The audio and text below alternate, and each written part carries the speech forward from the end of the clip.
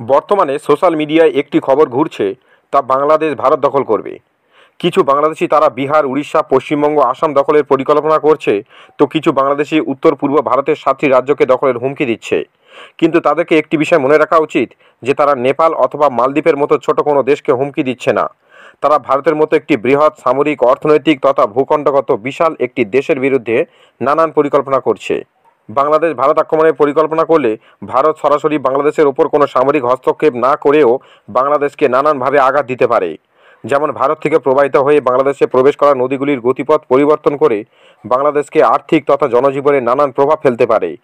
ভারত বাংলাদেশের অর্থনীতির মেরুদণ্ড বস্ত্রশিল্পকে ধ্বংস করতে পারে, কারণ ভারত তার মজবুত ডিপ্লোম্যাটিক শক্তি প্রয়োগ করে বাংলাদেশি পণ্য পৃথিবী জুড়ে বিক্রির উপর নানানভাবে প্রভাবিত করতে পারে।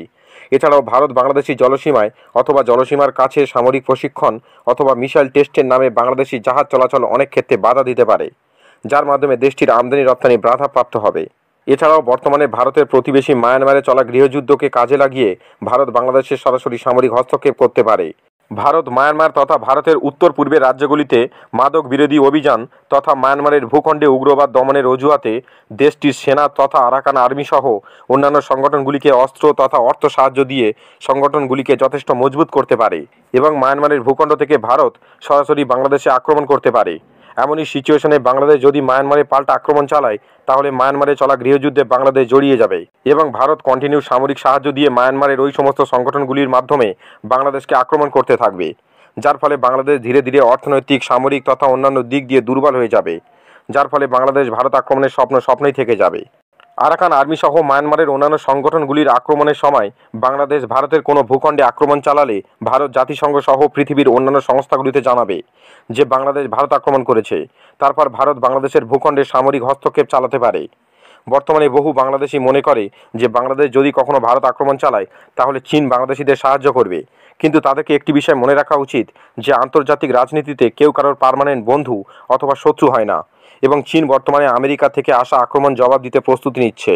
চীন তাদের পশ্চিম সীমান্তে আর কোনো যুদ্ধে জড়াতে চায় না, তাই তারা ভারতীয় সীমান্তে শান্তি স্থাপনের চেষ্টা চালাচ্ছে। এছাড়াও ভবিষ্যতে আমেরিকার বিরুদ্ধে লড়তে ভারত, চীন, রাশিয়া সহ বেশ কিছু দেশ বহু ক্ষেত্রে একজোট হয়ে কাজ করছে।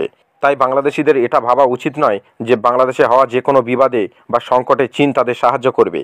অন্যদিকে ভারত যদি মায়ানমারের সরকার অথবা সংগঠনগুলিকে মদত দিয়ে বাংলাদেশে সামরিক অভিযান চালায়, তাহলে বাংলাদেশের অর্থনীতি ধ্বংস হবে, কিন্তু ভারতে তার কোনো প্রভাব পড়বে না, কারণ ভারত অর্থনৈতিক তথা সামরিক ক্ষেত্রে আরও মজবুত হবে।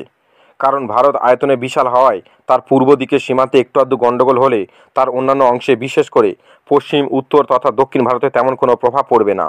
এছাড়াও বাংলাদেশের চট্টগ্রাম অঞ্চলে কোনো লড়াই হলে ভারত তার উত্তর পূর্বের রাজ্যগুলিকে বঙ্গোপসাগরের সঙ্গে যুক্ত করার জন্য আরও একটি রাস্তা পেয়ে যাবে। তাই ভবিষ্যতে বাংলাদেশিরা কখনো ভারত আক্রমণের দুঃসাহস দেখালে বাংলাদেশ ভারতের একটি অঙ্গরাজ্যে পরিণত হতে পারে। এই ছিল আজকে ভিডিওটি ভালো লাগলে লাইক করুন এবং অবশ্যই চ্যানেলটি সাবস্ক্রাইব করে পাশে আসা বেল আইকনে অল নোটিফিকেশন অপশনটি ক্লিক করে দিন। ও পরবর্তী কোন ভিডিও দেখতে চান অবশ্যই কমেন্ট করে জানান।